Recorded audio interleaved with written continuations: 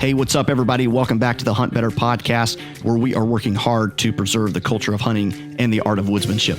Really excited to have Ryan Glitsky from Pennsylvania on this week. And man, I just had a blast talking to him and picking his brain on all things whitetails. Ryan is a master rut hunter and has a lot of proof hanging on his walls. And what makes him so successful is that he leads with his humility and his hunger for learning and leaves any bit of ego back in the dust.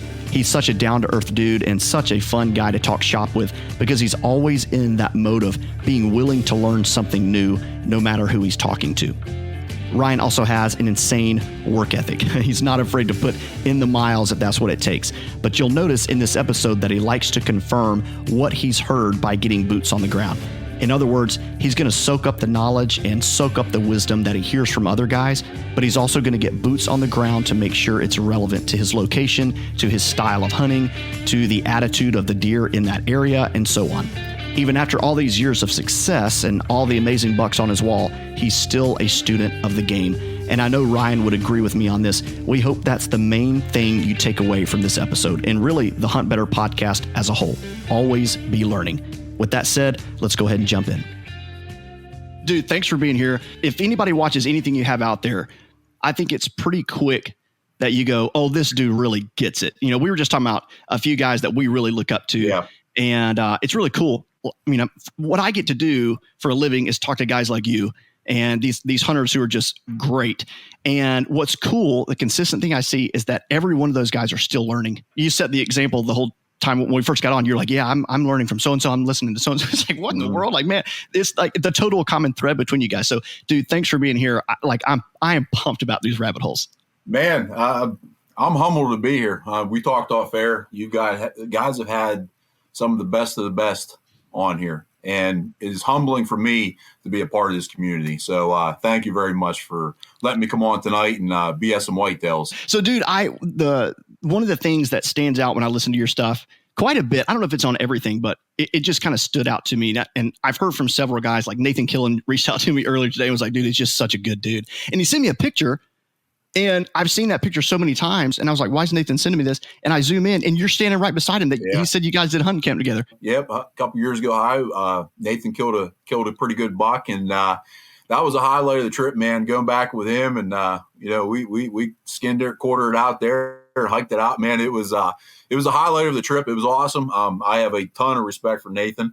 He's up there, best of the best. And to spend a week in camp with him, I learned so much that week. I can't even describe how much knowledge that man has. Wow. It really, and he's so, he's almost sage-like, you just, in a way, you just don't expect how much knowledge. And I say that because when you start digging in, you're like, oh, this dude really knows what he's doing. Yeah. Yeah. And let me tell you something, you get in the big hills of Southern Ohio, he's not a real big guy, but I'm telling you what, man, he'll outpace everybody. I take a lot of pride in my fitness. He makes me look stupid in them hills. Yeah, dude. I was talking to, it was Troy, and one of the questions was, what do you do for your fitness routine? And Troy's like, I go scouting in the hills of Idaho. That's my fitness. Dude, I can't imagine. I mean, around here we have rolling hills, and every now and then you'll be like, maybe I can consider that a mountain, but not really. And to think that you have the stamina to go and go and go all season long in hills like that blows my mind. Well, I know it's like here, we're at 2,500, 3,000, somewhere around there. You hear Troy, 8,000, 9,000, like, oh, I know. Imagine hiking up that stuff, man. Couldn't even imagine. Troy's like hunting above the clouds, Oh, yeah. Whole different world there, man.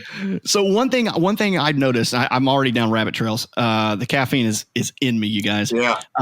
But one thing I noticed is pretty consistent is that you talk about your dad a lot. So what was it like growing up? I mean, did you grow up hunting the hills in PA? Did you grow up traveling around? What was that like? You know what? I started out like everybody. I started hunting when I was 14. My dad took me out in rifle season. It was your basic farm country, hill country stuff. My dad was that kind of first day of rifle, first couple Saturdays. But what my dad taught me was the grind. Just if you're hunting all day. And that's a big thing I took from my dad. And it was kind of the foundation for me to be where I'm at now is because of him. The groundwork, he just instilled the hard work in me, the grind. You got in there, you hunted dark to dark. No excuses. If it's raining, it doesn't matter. If it's warm, it doesn't matter. You put your time in, and then I started becoming pretty successful off that foundation, and just kept building from it. Yeah. Did his dad hunt? Like, was it all in his family? Or? Yeah, it's been through the family. I remember my pap, when he was still alive, there was always the kind of, he killed, like, I forget what it was, like 28, 29 bucks in a row. That was always the big thing in the family about my pap, then my dad, then it just kind of went down through the family. But yeah, the hunting side on my side, my dad's side's always been a big part of the family. Jeez, man. Is that where you get when I think about Ryan Glitzky, I think about, man, that's a big dude. But then I also think about like your mental, you're just as passionate about the mental toughness side of things. So did you get that from growing up with your dad, or? Oh yeah, 100%. Not a lot bothered my dad. You know what I mean? I kind of took that too. You get out there and, a lot of times this all sucks. A lot of times, we're chasing at a couple % of the good times sometimes. Yeah. So you got to take a lot of that bad to get the good. That's for sure. You know what? That's an interesting point, dude, because, down here we have the big woods. I hunt the big woods. I don't hunt a lot of farm stuff. So, I don't really understand that world per se, but the big woods I think one of the biggest hurdles to get over is, hey, you're not going to see a lot of deer. If you're hunting mature bucks, you're probably not going to see a lot of deer, and you got to learn to be okay with that. Yeah. I mean, growing up, like I said, we talked off air a little bit about this. I'm from Southwest PA. This is not the big buck capital of the world. Nowhere close. When I started hunting before antler restrictions, a spike, a 3-point, a 4-point, that was a trophy, Yeah. And then as we got into antler restrictions, started getting bigger bucks. But those hard times, back then, 20, 30 years ago, those hard times, not seeing a lot of deer or going after a smaller caliber deer, and it was hard to kill that kind of deer, led me to now to where when I'm in the mountains, I may go, like this past year, we knew it was a seasonally warm rut. I went days without seeing even a doe, even a fawn or a button buck. And that is up here, man, that gets tough. But those decades ago of going through a lot of that here in PA, the hard times, puts me in a situation now where it doesn't bother me if I go days on end without seeing something. I know I've been doing this long enough, and that's where the experience kind of plays into all this, to where you've been through a lot of that, and just got to put your time in, and the opportunity is going to eventually show up. Yeah, when you're expecting to capitalize every single time, like you got to get that out of your head. You'll hear that sometimes with guys, like you'll hear a lot of these podcasts. Some guys are in areas, they put 5, 6, 7 hunts in, are pretty successful pretty quick. You got to understand where you hunt sometimes. Like myself, I'm not in a game-rich area when it comes to quality bucks, so I would love to kill 2-3 days in and get something patterned if I could. But a lot of times that's why I focus on the rut. My chances start to get, but I may have to put in 7, 8, 9, 10, 12, 14 days to get that opportunity, in my situation. So you got to kind of watch that a little bit, your situation. At the end of the day, we're only good as the property we hunt, to be honest with you. You got to be a little bit more patient in certain situations, in certain areas. That's something I've kind of missed listening to your stuff. And that's so good, man, because you're not just choosing the rut because, man, that's just, the rut is the rut. And that's just that's your best opportunity to strike. And that's why you do it. Yeah. Yeah. And I learned that over the years, like I said, over the decades of hunting, I started bow hunting when I was 16 years old. I remember shooting my first buck with a bow when I was 19. And a couple years after that, everything started clicking. I started noticing that end of October and November, things changed. Like I started seeing, I would only see maybe 1 or 2 bucks for weeks on end. And then that late October, November, I may see 5, 6, 7, 8 bucks in a day. And things started clicking to where I need to start focusing on this 3 week period now. And that's what I started doing. And I started consistently killing every year. I started consistently getting on bucks, consistently getting shots. Then as I consistently killed whitetails, I started raising the bar to higher caliber bucks. And then I've just, over the years, hunting the area I do, I see the bigger bucks and I'm more successful in the rut. That's just me personally. That's what works for me in my style. Yeah. And when you see, you have a lot of the magazine articles telling you to do this, and you have the TV shows telling you to do this, especially like through the 90s, like early 2000s, it was just huge. And now we have YouTube, and I honestly think YouTube's a lot better. We have a lot more, feels like organic stuff being put out, which is great. But the consistent thing that we talk about here, the consistent thing I see when I talk to guys like you is you let the woods and the animals teach you more than anything. And I think that is, if we said that every show, I don't think it would be enough. I think it's so important to say that over and over. It's like what you just said was, hey, that's what I saw them doing, so I adapted and did what I was supposed to do. Yeah, I mean, I always say, I mean, boots on the ground is extremely important. The more time you put in the woods, better outdoorsman, better woodsman, better hunter you're going to be. But at the end of the day, podcasts are great. This is all great. YouTube's great. The number one teacher is the whitetail itself. Right. And me personally, when you're putting time in the tree, putting your butt in that tree, hours on end, days on end, weeks on end, you do that over years, decades, man, that is the best teacher right there. Yep, I could not agree more, man. That's the quote of the episode right there. Okay, we got questions coming in. Let's jump to them real quick. DKB says, do you think there's any difference in how the deer will move between there being beans or corn at the base of a mountain public piece, South Central PA? I have gotten corn or beans. I actually was in a situation last year. I was off of some private ag, maybe about a mile and a half. It was actually a cut bean field. And I'm telling you, like clockwork, you had your, in the morning, it was food to bed, evening, bed to food. For the mountains, you don't see it a whole lot. It's hard to find that situation. But I got a situation like that last year, and it was actually, like I said, a cut bean field. This year it's in corn. My guess with the corn, depending when they cut it, probably going to have similar situation, similar results, I'm guessing, them still going to that field and feeding. The mountains and big woods, if you can find some private ag within a few miles of some security cover, it can be pretty damn good hunting, let me tell you. Wow. So within a few miles, I wasn't expecting you to say that. Yeah, there's nothing for them deer to me in the big woods, mountain settings. A mile or two is really nothing. I've seen them go 3-4 miles. I've gotten bucks in velvet. It was really eye-opening to me over the last couple of years, running a lot of cameras where I'd see bucks in velvet. I know it was the same buck because of the characteristics. He'd be 3-4 miles somewhere else in the ridge on the mountain. And it just goes to show you how much these whitetails travel in these mountains and big woods at times. Depending on your food, your cover, pressure, all that, it all plays in. But that's a velvet buck. You wouldn't think it'd be moving a lot. And I've seen them move a couple miles on my cameras before. Man, that's wild. I wonder how many, because, around here, September can be like, 90, like upper 90s, maybe even triple digits. And I wonder, like right before you said, even with the velvet on, like I was thinking, man, I wonder if they travel that much here in the heat. But that's something I've totally overlooked is if something's a mile away, man, I'm not even considering that in the equation. Maybe I'm missing.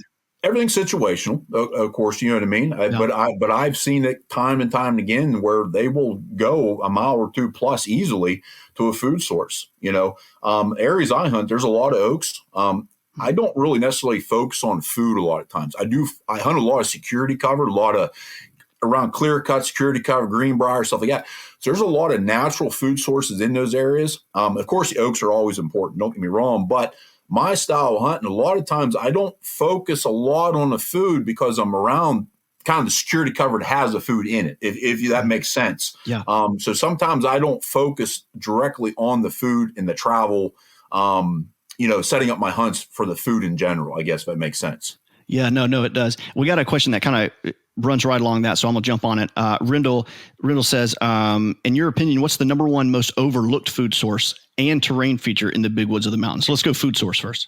Just your typical browsing greenbriers, them nipping off the ends. I mean, I love finding greenbriers. That is one of when I'm scouting in the postseason or even in the summertime here, and I find a south facing ridge or something like that, the sun's hitting, and it is just loaded with greenbriers. Those areas are just typically dynamite. A lot of times I find a lot of doe bedding around those.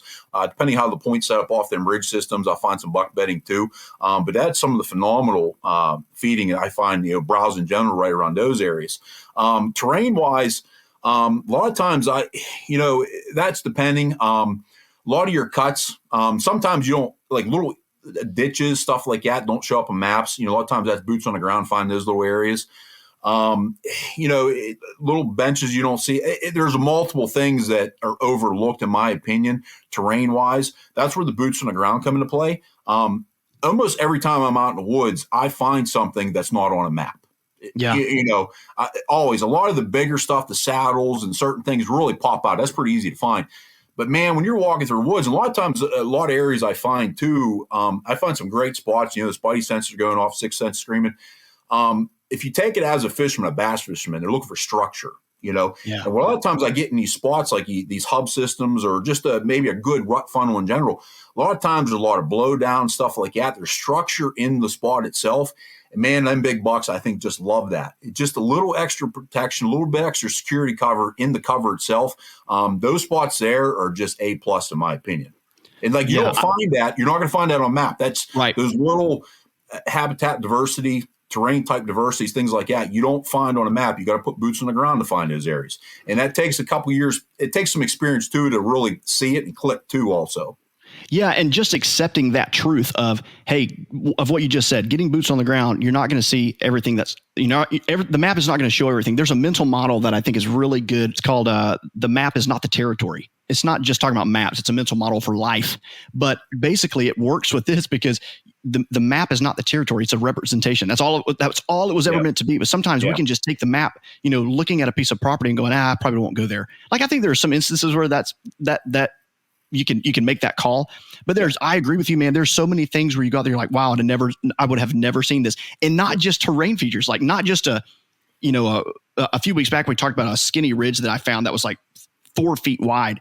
Obviously didn't show up on the map, but I think what's so important that you said is like blowdowns. Yeah. You're never, ever, I don't care how great the maps are. Yeah. You're never going to see a blowdown on a map. Yeah. And that's so, so important. I think a lot of guys, and I say it for myself, was so focused on, okay, when we heard people say that, like, you're not always going to see it on the map. So there might be a ridge that I don't see, or there might be a little cut, but no, there are structures out there that you're not going to see either. Yeah. As I said, even to kind of piggyback off this, I was actually out in the woods on Saturday scouting, and I was hanging some cameras, and I had a predetermined location for a camera. I went into this spot, boots on the ground. I already had a predetermined location marked on my map where I'm going to put this camera on a scrape. When I got to this scrape, I actually found the scrape it was around Halloween, give or take. Well, that scrape was all tore up last year. I marked on my map, like, man, I need to put a camera here next year and see what's going on. Well, I come back here this summer, and it was just it didn't even look like a scrape anymore. There was leaves everywhere, over the scrape. It just didn't look good. I didn't get that feeling anymore. And man, I just looked at that area and I started putting boots on the ground, and it was a kind of it's hard to explain, but the thermals that's I didn't really see it on the map how everything the terrain laid. And then as I started walking this property, it was kind of a bowl system. Then I realized what was going on when these bucks were using this system. All the thermals were pulling down into this creek bottom. As I worked down into that bottom, I knew the thermals were pulling. I'm thinking, $50 says there's probably a trail running this parallel. They're catching the bottom of these thermals. There's this big heavy trail. There's a couple ditch systems in there. Everything's kind of pinching down. I found some big historical sign. Everything started light bulbing on. I put a big mock scrape in there. I think I put that in Saturday. I actually put a cell cam. I've got 2 mature bucks on camera already. Wow. Just that was the boots on the ground, maybe not terrain. I mean, it was terrain based, but that's where the thermals and wind kind of, sometimes you're standing in a spot, that kind of clicks, the light bulb goes on. Sometimes it's hard maybe to visualize that on a map. Man, you get boots on the ground, you get in a situation like that, something's starting to tell you, you start reading those subtle signs, what the bucks are doing, the little bit of historical sign they're start putting that all together, and not only terrain habitat, but the wind and thermal base too, and that kind of puts you in a pretty good area. Yeah, I was watching the in-session you did with Jake, and I remember you saying several times, I think I've heard you say it on podcasts too, of like that instinct. Like you like on that one, you're like, I feel it. I'm looking over there and I feel it. I'm like, man, where do you think that comes from? Is it just experience? Yeah. I mean, this will be my 32nd year, hunting. I think a lot of that comes with experience, that woodsmanship, that comes from experience. Like I tell guys, hate to say it, but you got to kill. To get that experience, be a killer and get yourself in the situation. But that's why sometimes I think people can get frustrated. They watch all this, listen to podcasts and everything else, and they still can't put everything together. Just be patient. Take this as a foundation, right. Okay? And then I always tell guys, find something you're good at and master that before jumping around. But just give it time. It may take 5, 6, 7, 8 years, and don't set that bar too high either. That's why I see a lot of guys doing too. Bring that bar down. Let's kill a little bit, bucks, some does, and then things are going to start clicking after a few years. Then the experience starts kicking in. Then you're going to walk out and you're going to see this stuff. Then you're going to get, like I said, you're going to walk in an area, you're going to know that sixth sense, spidey sense is going to start, and that's when you slow it down and you start breaking that area down. Hey, if you want to learn exactly how Ryan uses the terrain to successfully hunt down these big mature bucks, be sure to check out his episode of Breaking Down the Hunt over on our website, www.huntbetter.us, where we have hours and hours of exclusive expert content designed to help you become a better hunter and a better woodsman. So head over to huntbetter.us, use code podcast30, all caps, and save 30% off any membership. We'd love for you to join the HuntBetter community and help us preserve the culture of hunting. Let's get back to the podcast. You haven't just built on this foundation of killing mature bucks only. You have this foundation of killing. Yeah. And I think guys want to skip all of this. You know, I spoke about a friend a few shows back that he's never killed a deer. This was, I mean, we were in our 30s at this point. He never killed a deer. He went out to private property, a great little, spot.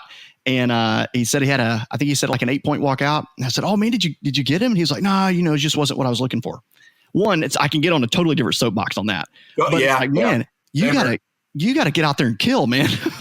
You've got to understand, because you learn so much by doing that. You don't want to just bypass all that. No. I love what you said. And I actually wrote this down because I wanted to talk about it, and you already got there, which is great.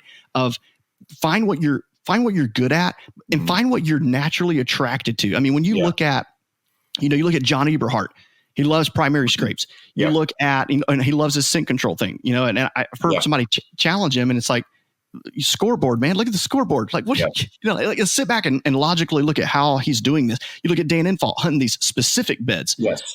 John's going to hunt that bedding area. And just so many examples, from Andre to Andy to Justin, all these guys, Tony that we had on last week. But find what kind of trips your trigger that gets you excited to be in the woods. And then get what you said, get really freaking good confident. At it. Once you get that confidence of something, like I said, I don't care if it's early season sitting in a box blind or a food plot, or like I'm a all day grinder rut hunter. That's what I'm good at. That's what I like to do. I'm not the greatest bed hunter. I like bedding area, but I'm not really a bed hunter. But I've done pretty good with this rut stuff. So now's when you have a Dan, like, you got Dan Infalt, or you have Jake Bush on next week. That's when I'm tuning in and I'm listening, taking notes. That's where, okay, I got this, kind of book kind of mastered. So let's put something else in the arsenal. Let's put something else in the cookbook here, that I can, I don't think we ever master anything. Whitetails we're never going to figure this all out. Like I said, we are students of the game. We always will be. No one will ever master this, but you get pretty confident in something. And then let's add something to it. Another piece of the arsenal here, another tool to the toolbox, then build out. And then before you know it, after a couple of decades, you find yourself in a situation. It's either early season, you're out in Kentucky and Velvet in September, you know how to play that game, or it's late season like Johnny Stewart. He's a late season, man. He is a master of late season. You take a guy like that in January, he's going to kill. But if you use all those little pieces together, you may still be awesome at this, but you're pretty good at this. You can kill whitetails from September to January pretty consistently every year. That's right. And I think when guys are, especially when they're starting out, they, because there's so much content out there, there's so much content, so much different styles that they want to be a master at everything immediately. When they haven't mastered anything, and myself included, I include myself in all this. And then you step into the big woods. I don't know what it's like for the ag land, but you step in the big woods and you're immediately overwhelmed because you don't know what to do. You got you got 17 tactics in your head and you're like, I don't know what to do. The mountains and big woods are very intimidating when you first jump into them. I tell guys, that's where you gotta just take your time for a year or two, put boots on the ground. It'll eventually start to click a little bit. Listen to stuff like this. You'll start putting some pieces together, but just be patient with it. Yeah, man, patience for sure. Okay, so we have a good kind of bedding transition here. Do you think the deer will stay or bed on lower third when there are mass crops below, especially when there's steep terrain and plenty of cover, opposed to the upper third? To me, like I said, I am not a bed hunter. I'm a bedding area in general. I'm looking for security cover. What I notice is I tell guys, where's the diversity? Where's the habitat terrain diversity? That's where a lot of times, like the thick security cover, it may be on top of the ridge. It may be on the bottom. It might be in a creek bottom. To me, Yes, the deer or the bucks, they're going to use the wind advantage. We all know, how that works, but not all the time. I grew up hunting a lot of flood bottoms, a lot of creek bottoms where I've seen bucks bed right in the bottom of the thickest stuff because that was security cover. When it comes to relation to food, it just depends on the situation. Sometimes, yes, they're going to bed low to the food, or the food might be up top. They might be bedding right up against it. It just all depends. I keep a very open mind when it comes to that. We all know, we hear the leeward side, stuff like that, which I can walk out tomorrow. I can go on a leeward side of a ridge and I can find a buck bed. But I can go in another situation to where there's no buck bedding on the leeward side, but I'll find it in the creek bottom for some reason because that's where security cover. It's a bunch of mountain laurel. When you're in a heavy pressured state like I'm in, sometimes they don't go textbooks. Sometimes they're going to bed to get away from humans, coyotes, whatever, So I keep a pretty open mind when it comes to the bedding game. I don't think you can put your finger on exactly something, what they're going to do. It might not. Some situations, it's textbook. Other things, it doesn't make no damn sense. But right. you just got to work off of that. Yeah, man, I'm so glad you said that and said it that way because around here, several years ago, I started noticing, I would focus on that top third because that's what you hear. You hear it all the time. It could just like become gospel truth. Like maybe in a lot of situations it works, but it's situational. And I started seeing a lot of mature bucks bedding low. And I remember thinking, it's like what Johnny was talking about the other week. Like, that's not what he's supposed to be doing. Like, he's supposed to be up there. Why is he doing that?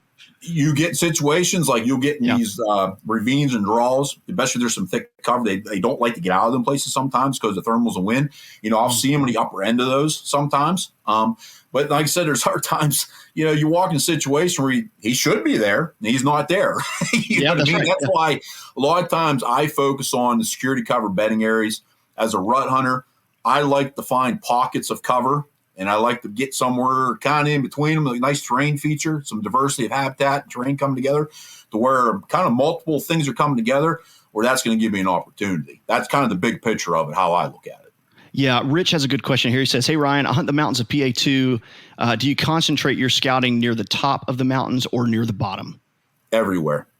There's no every time I'm out in the woods, there's always different situations. Like that situation I was in this past Saturday, the way that system, it gradually dropped down and then went real steep into a river system. I was kind of halfway in between, I guess you say, the mountain. And actually in that same spot, a couple hundred yards away, I have a phenomenal spot on top of the mountain. So every situation is different. I don't focus on the top. I don't focus on the bottom. What I focus on, I try to find cover and I work off of that. Sometimes that setup's in the cover. Sometimes that setup's off the cover. It just depends. Like I said, I'm a little different because I keep such an open mind with all this, with the bedding, the food. I don't focus on one thing. What I'm trying to find all the time as a rut hunter, this is a rut hunter, is I'm looking for diversity, of terrain and habitat. Then tie that all together where there's some type of fun, where something coming together all there. You kind of concentrate on that spot. That's what I'm always looking for. And that might be up high. That might be in the middle. That might be on the bottom. You got to put boots on the ground and figure that out. That's a really good point, dude, because like to reemphasize the rut thing, because that might not, and correct me if I'm wrong, but like maybe that's not the right thing to do early season because he might not be traveling as far. And during the rut, you're counting on him to be covering some ground. And so, that makes a lot of sense. Yeah. Now, if I'm early season, like I do early season hunt, my situation where I work and where I hunt there, I don't, the quality of deer just really sucks. So that's why I really, like I said, I focus a lot on the rut too, even now. If I can get out in the mountains early season, you're going to see me pretty tight to cover. That's where I'm going to probably pay attention a little bit to that food source, a little bit more. I'm going to be pretty tight to the bedding. I'm looking for that first scrape off that bedding or first available food source. Similar to what Jake Bush is a master explaining this. That's how me early season, that's how I'm going to try to set up and kill one early season. Yeah. Do you like, and some of the books I really love, they talk about the same thing of where you see the edges line up with terrain edges. So you see habitat edge line up with terrain edge, especially those kind of secondary points. So you sound like you lean towards that way too. Yeah. When you see a couple of those things coming together, habitat, terrain, that's when I start to slow it down a little bit.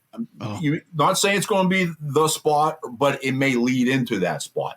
When I start seeing especially if you can find a situation where there's multiple cuts of multiple ages coming together, and then you throw some ditches, some terrain, man, you can find a hell of a spot in there. You got a lot of diversity in a spot. And that's the key to me. It can be up low or down, down low or up high is that diversity. Diversity in the timber, especially in the big woods and mountains, is something I really key in on. Is that what you go? So like what I hear is you don't go in thinking top third, lower third, whatever third, no. Or top or bottom. Like you just go in, hey, where's the cover? Where's some edges? And where's it going to funnel them down? Yeah, basically, and like I said, it sometimes that funnel is, a creek crossing or head of a ditch where, okay, sometimes it's not. Like that situation I was with Jake Bush, we did that video.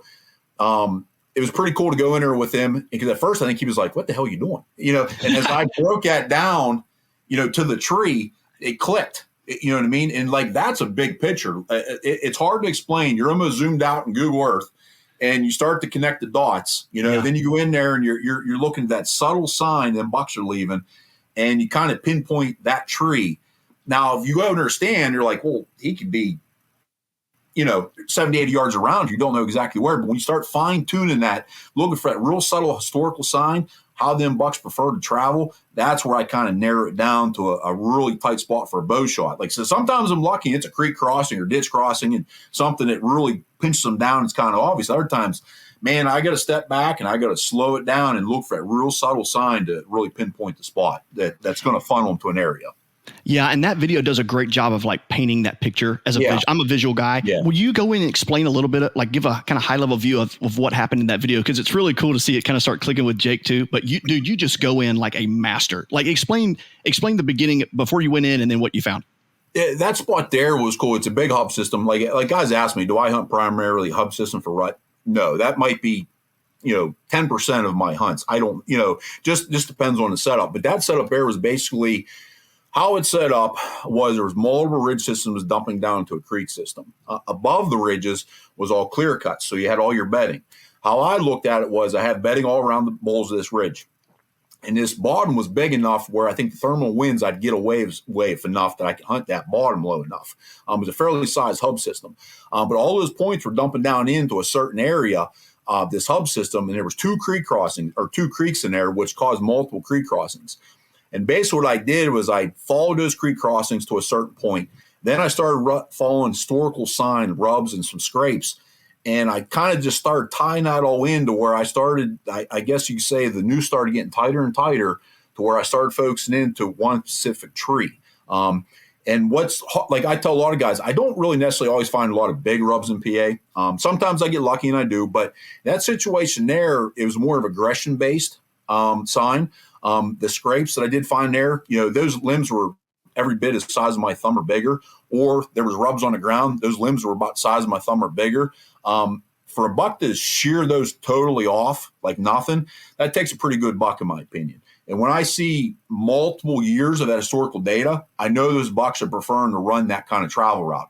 And that mindset doesn't matter if it's a hub system or if it's a creek crossing or whatever type of inside corner. If I can tie last year's sign along with historical sign, especially either big sign or aggressive sign, that tells me the mature bucks are preferring that travel route. That's where I feel pretty good putting my time in. Either I'll have a camera in there, kind of learn a little bit of historical information there. But those areas like that, I can usually typically go in for a couple of days and start putting things together. Yeah, dude. You guys, if you haven't watched that video, go check it out. It's on Latitude's page, In Session with Jake Bush. It is, those guys are doing great things. So go support those guys. Yep. And like watching you do that, I mean, you get kind of sucked in because you're like, oh, he's not just like explaining things, like he's already hunting this animal down. Yeah. Like, I will be spending a couple of days in there, but yeah, I plan on if the right bucks are in that area. Cause how I do it, I don't hunt a specific buck. I just not my nature. I don't do it cause I don't live in a target rich area. But if one of them cameras around that general hub system, whatever's telling me there's 2 or 3 shooters or whatever more in that area, I'm going to dump down in that system. And I'm going to put some time in. I feel pretty confident he's going to run one of them ridge systems. All that bedding around there, he's trying to get here to here, look for hot doe. Eventually, one of them are going to mess up, come through there and give me a shot. Yeah, so you're just expecting him to kind of come down out of that one of those ridges, cross the bottom, kind of the core of that hub, and then go up the next side. I'd love to take everybody in there, but I kind of like the spot. One a video, it's kind of a little nerve wracking, but those guys did a great job of kind of, I'm in Alaska, Yeah, that's right. It's hard to explain, to be honest with you. That's where experience comes in.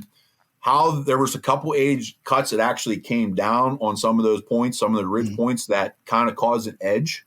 There was a couple, like I said, creek systems there. Everything kind of, the edges, which then bucks like to run, there was some mountain laurel on there.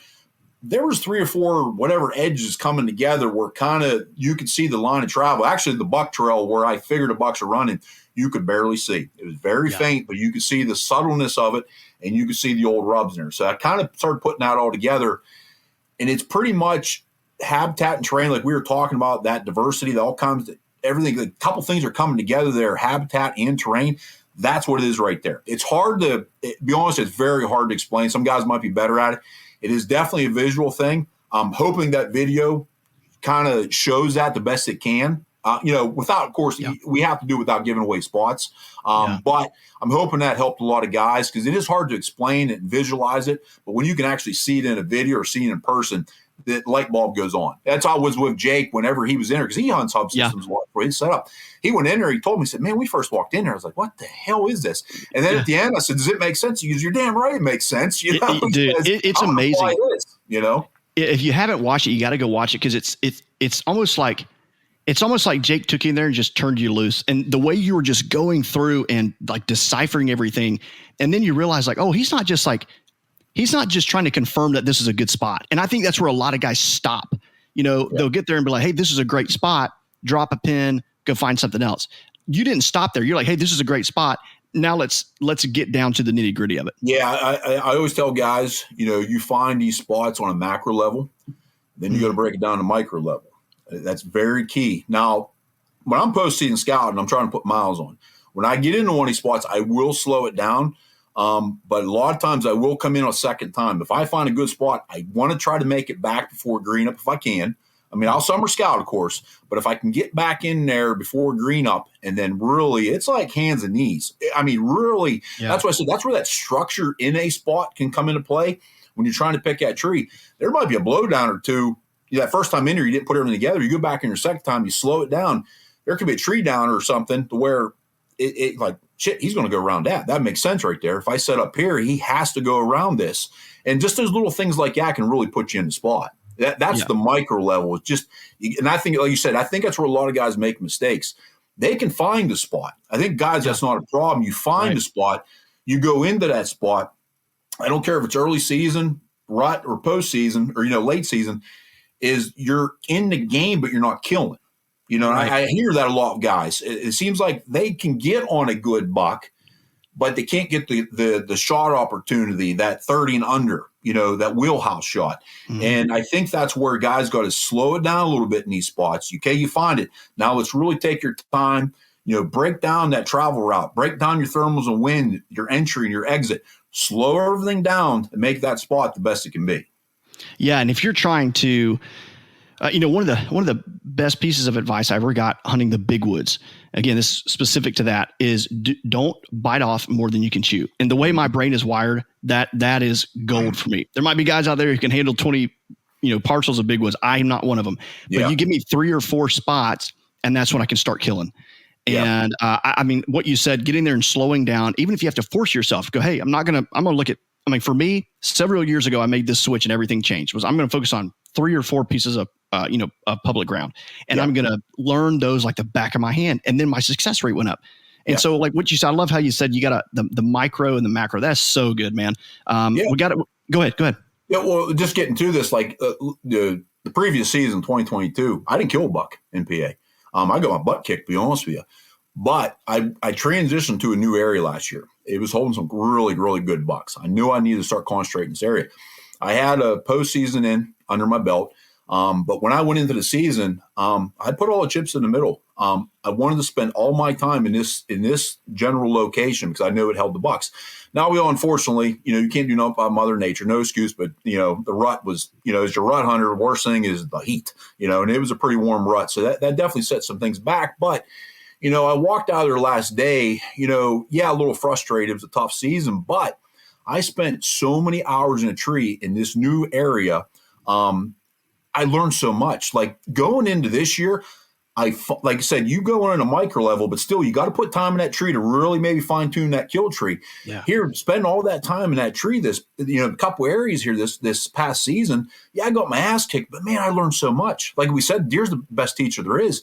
Yep. And going into 2023, depending on how much time I have here outside of Iowa, I feel pretty damn good. A couple spots I got, if they're there, now it's going to be a different ball game this year.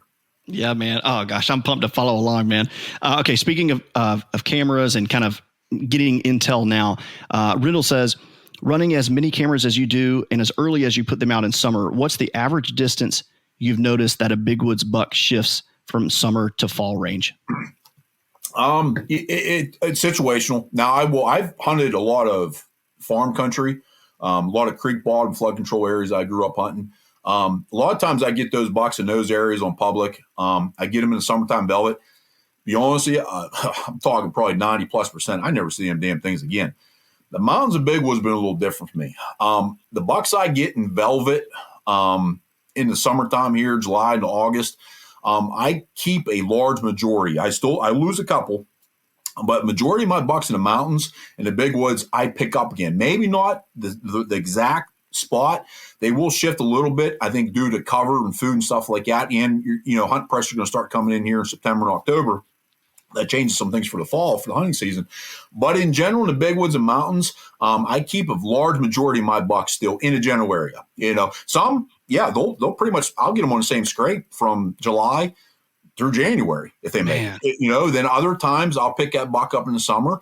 Maybe he's 500, maybe he's a mile away, but I'll pick him up again. And I would say a large majority, it's hard to put a number on that because everything's different. But compared to my farm country where I hunted public land, large majority of my bucks, it kind of gets me excited about the mountains and big woods because when I get a good buck, like I had them two nice bucks that showed up here in this spot I just put a mock scrape, I know they're probably going to be in general area, and I got a couple spots in there. If they stick around, which I'm pretty confident, if I got some time here in PA this year, I might run into one probably. Do you see, is there, I'm trying to think how to ask this. Is there a trend around what makes one stick around from July to January in kind of the same area? Is it pressure or food or what? Cover. I know some of the areas are just monster clear cuts. Some of these clear cuts I get around, man, I swear to God, they're a freaking half mile wide, a mile long. And you get multiple age structures of those clear cuts. And I always tell guys, I'm always big on security cover. Everything is steep, nasty terrain where you do not want to go in.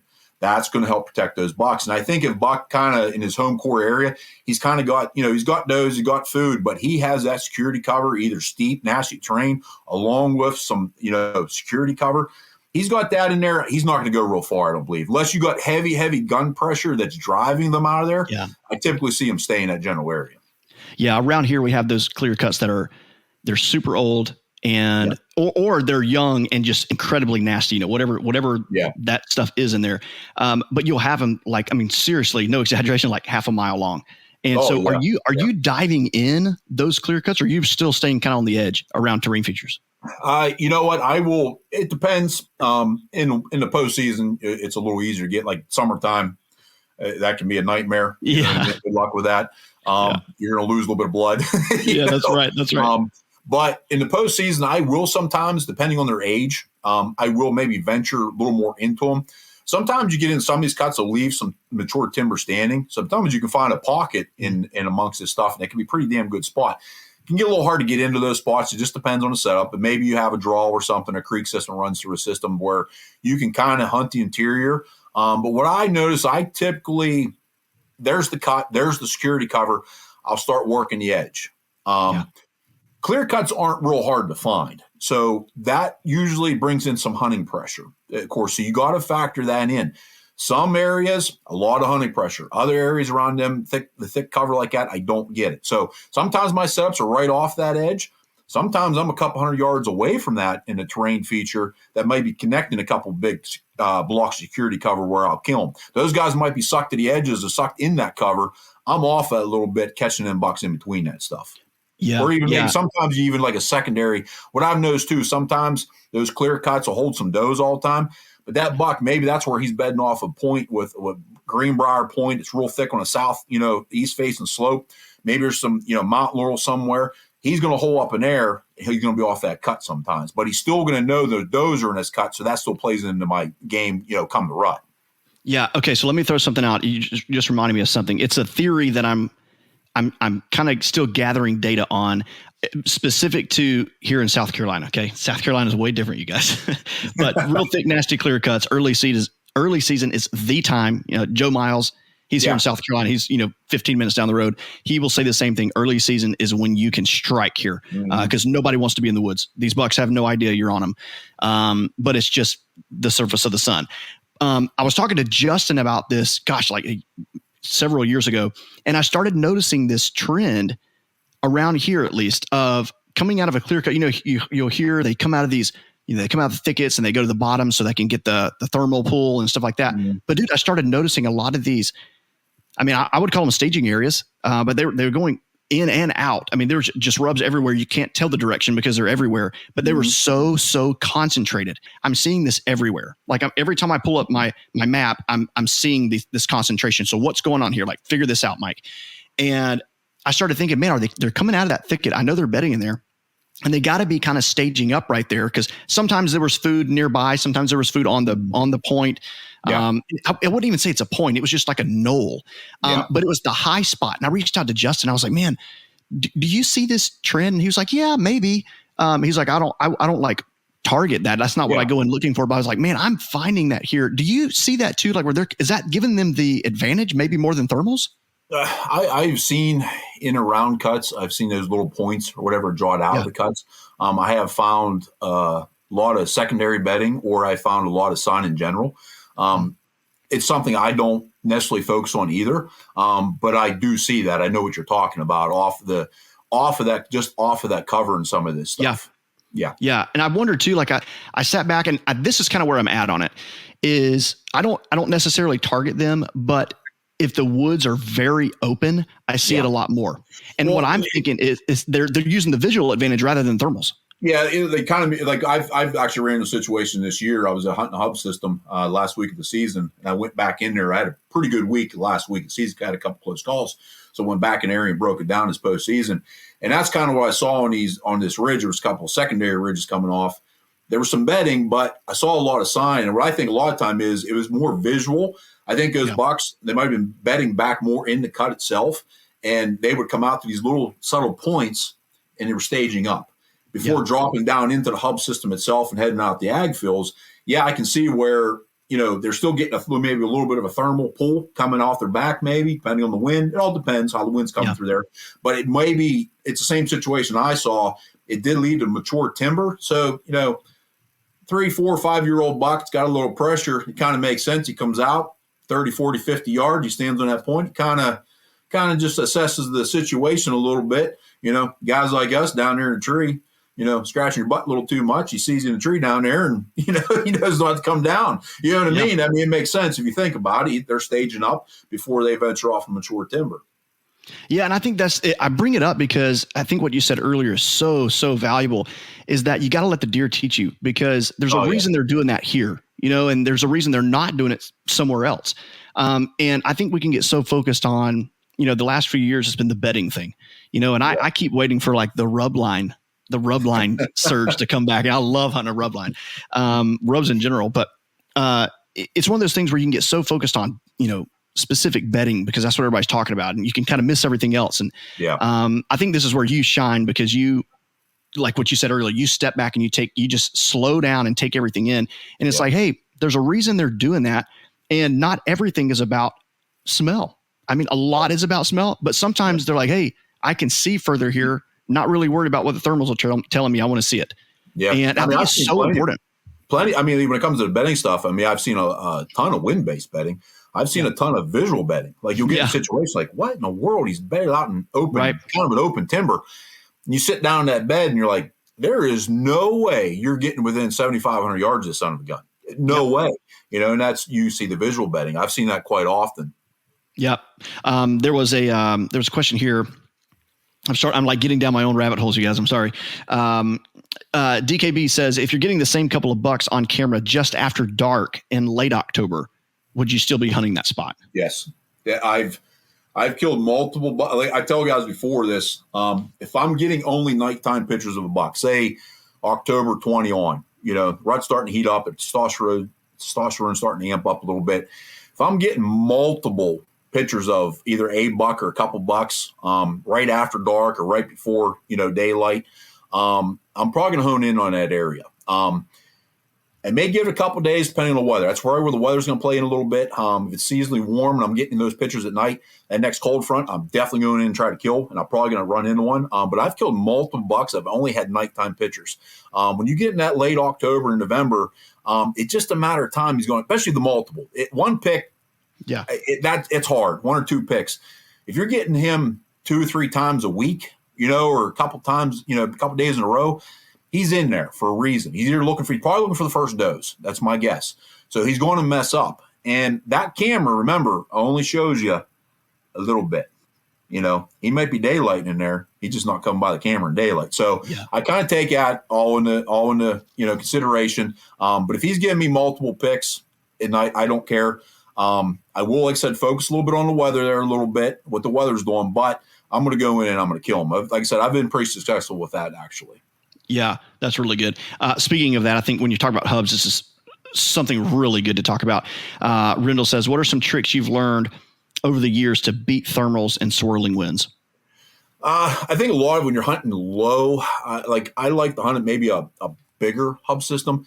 If anybody's hunting like Southern Ohio, stuff like that, some of them systems are pretty tight. It can get a little tricky down in those areas like that. A lot of the hubs I focus on, to be honest, a lot of guys might not even really actually see that they're a hub system because they're bigger. In areas like that, if I get a consistent wind for the day, fairly stiff wind, 10, 15 mile plus, a lot of times I can use that to kind of push those thermals out, not be a factor sometimes with a steady wind. I can get away with that. You're hunting around creek systems, stuff like that, help pull those thermals out of there, even on a calm day. It all depends. That's where, that wind map comes into play a little bit, get down in there. Sometimes you just got to, what I do, I tell guys, I'm not real technical. I'm not a guy that's going to have a spreadsheet about all this shit. You know what I mean? Yeah. I just go hunt. You know what I mean? That's what I need to be there. And I'm aggressive.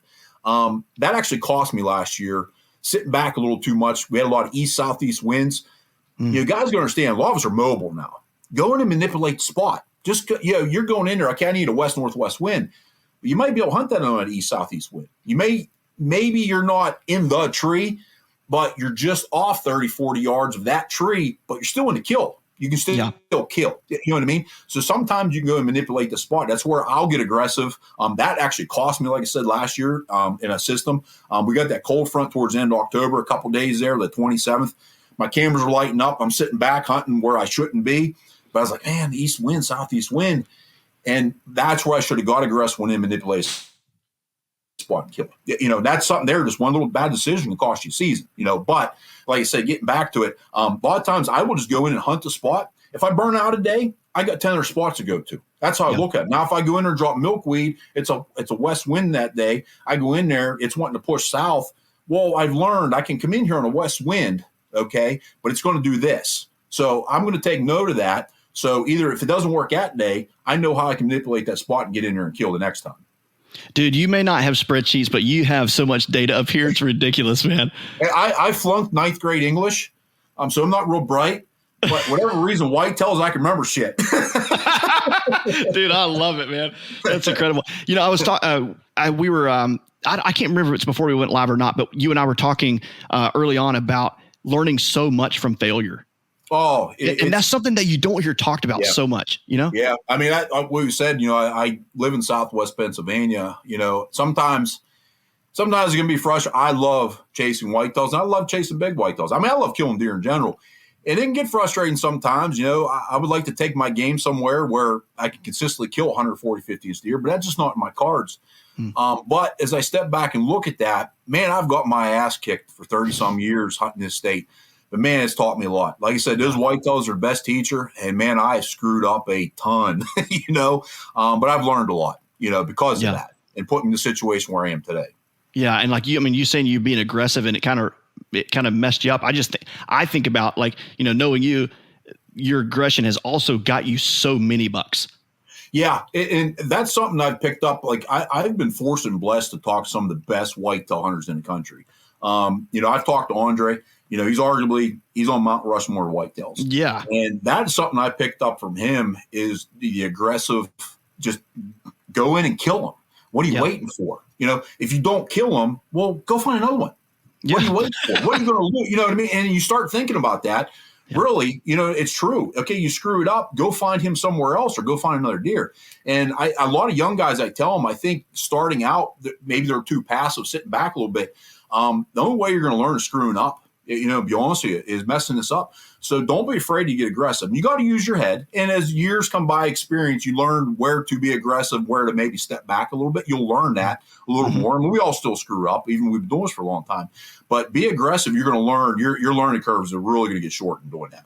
Yeah, and I think those times too. I mean, from when I think back to when I started hunting more aggressively, I started surrounding myself with people that are really great at killing big bucks. And started putting myself in more aggressive situations. And you do, man, you just like you actually don't even care that. I mean, you care that you've failed, but it's almost like, okay, well, that was great. Okay, that needed to happen, and I learned from it. And here's what it doesn't defeat you. And I think a lot of, especially younger guys, and maybe older guys who are just getting into it, like you got to get that out of your head.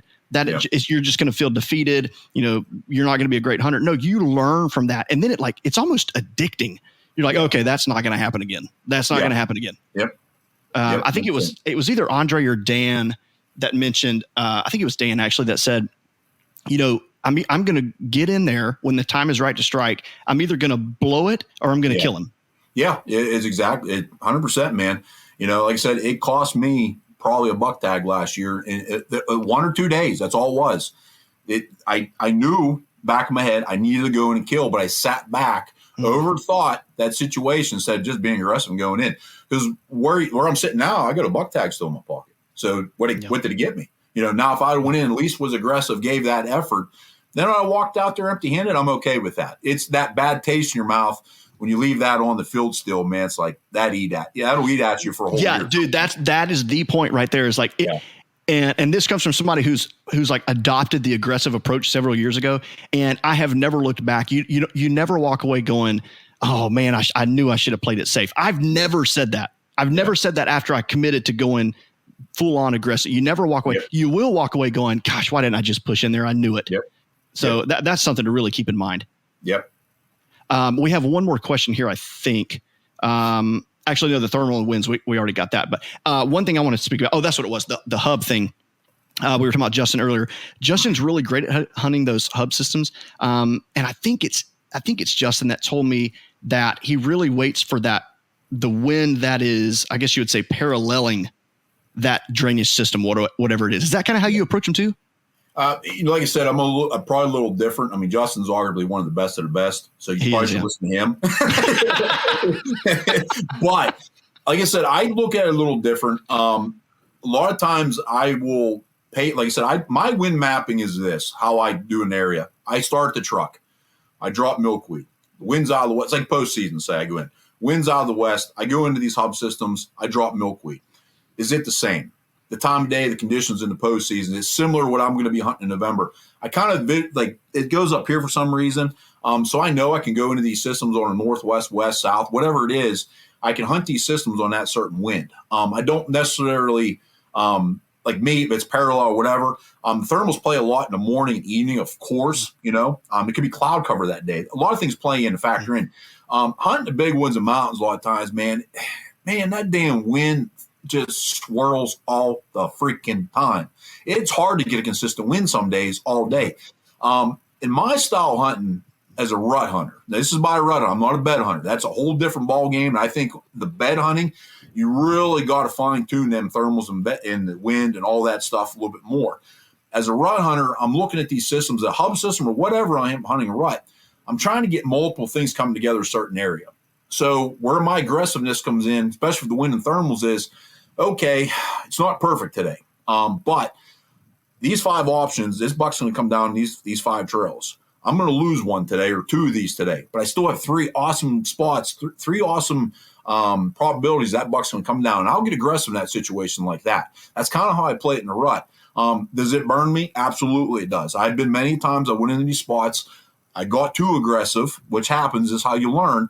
He's busted me. He's either picked up my damn entry, my exit, or whatever from the previous day. He's caught my thermals, he's caught my wind, whatever he's done. But there's other times I've rolled the dice. It's a 50-50, man, and I won. And with the game of whitetails, we only got to be right one time, boys. That's it, one time. He messes up, he's done. So we can screw up 99 out of 100. We just got to get it right once during the season, and we're on a pretty good high. And that's kind of how I play. Like I said, a lot of times I'm not real tactical with a lot of stuff. I'm a little different. I'm a little open-minded. I just go hunt a lot of times. Like some of these other guys, that's why, to be honest with you, I get on these, I understand people think I'm a good hunter, but those guys are at a different level. And probably sometimes I need to listen a little bit more. Maybe that's where I get too aggressive a little bit. Maybe if I'd step back a little bit, maybe I'd punch a couple more tags, maybe. Dude, I love talking to guys like you because seriously, if I'm talking to Andy, if I'm talking to Justin, I mean, I'm super blessed to like say these names out loud that I call them friends. And dude, you're one of them. Is like, all of you guys talk that way. All of you are, it's just the truest humility of kind of what you said earlier. Like, we're never a master at this. Nobody out there is a master at these things.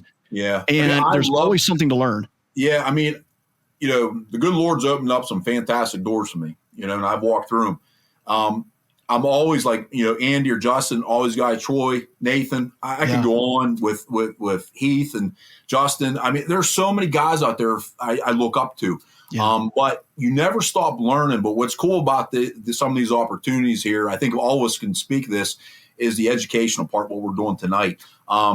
Getting the messages from these young kids, new hunters that were successful because they took a little bit of this from a podcast or YouTube. That's humbling, and that's what rewarding, why I just absolutely love doing this. Yeah, man. Likewise, I think it's so cool to see. And like, I feel like my job is to expose you guys to them, because that's what, I mean, really, that's right now I'm just doing what I do normally in life, is just reach out and network and reach out and say, hey, can you help me with this? Because you know what? You'll be really surprised about how these guys will reach back out to you and say, absolutely, because somebody poured into them. Yeah. And they don't want to see you. People like Ryan, people like Andy, Nathan. I mean, Nathan's just, my gosh, we were talking about it earlier. I don't think people understand how much deer knowledge is in that man's head. It's unbelievable. Very intelligent. He's so soft spoken too about it. He is. Yep. He's a killer, man. He's an absolute killer.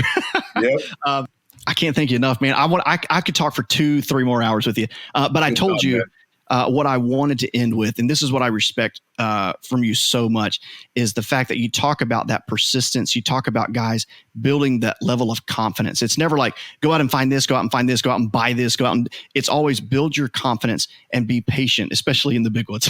It's like, I think it's a thing among big woods hunter. Like when you talk about the big woods and patience, you just laugh because it's just so true. And so when you think about this next generation, what you were just talking about, this next generation of hunters coming back, and like, I'm getting older, you're getting older, all of our buddies are getting older. And at HuntBetter, we're like, man, we got to look back and we got to make sure that we're leaving a legacy of woodsmanship. Like it can't be go buy this cell camera, and we always say this too. Here at HuntBetter, we freaking love cameras, but we love woodsmanship more. We love that art and that craft of that. And dude, you're one of those guys who is keeping that at the front of the game. And I'm just so thankful that you did this. Yeah. I mean, woodsmanship, in my opinion, that's the number one thing that's going to kill whitetails. Is that woodsmanship. That takes boots on the ground, time in a tree. It just takes years of experience to get there. That's exactly right. And when you think about the mental side of things, what are some things that you're doing to stay mentally attuned? I mean, like one of the things, for example, I've heard you say that when you were younger, it was all about, building a bigger body, getting stronger in that kind of sense. But now you're like, now I gear my fitness towards chasing whitetails. Yeah. And so just that mental fortitude, what advice would you give to, like I said, younger guys that are kind of just getting into it, or even older guys? What would be some of your final advice of like keeping woodsmanship at the front? Woodsmanship is key. Like I said, don't get frustrated with all this. You know what I mean? Yeah. This takes time. This is not going to happen overnight. It's not going to happen by watching a YouTube video or a podcast. Right. Lay that foundation and build off of that. Just be patient. This takes years, to be honest with you. You look at the guys, some of the names we mentioned on here. If you would add up the years of experience, you're talking hundreds of years probably. of experience amongst a lot of these guys. The guys you've already had on here, most guys are 10, 15, 20 plus years of doing this. It takes a long time to get the woodsmanship. So just be patient with it. Take it all in, like I said. Figure your niche out and work off of that, you know what I mean? And start building off that. But be patient. Don't be frustrated. Me, I'm mentally wise. Like I said, I've been lifting for 25 plus years, whatever it's been. The gym has definitely helped me mentally wise become better. But just whitetails in general, like I said, they're the best teacher. Just spending time in the woods. You're going to have a lot of bad days, but that's all going to lead to, you becoming a better, maybe even better person, just not a woodsman, a better person. I mean, the whitetails, man, they're just something special about them. Oh, dude, that's a perfect spot to end. Well, dude, thanks for doing this. You guys, thanks for being here. You're supporting everything we're doing here at HuntBetter. You're supporting this culture, this community that we're trying to build. And so we can't thank you guys enough. So remember, hunt harder, hunt smarter. We'll see you.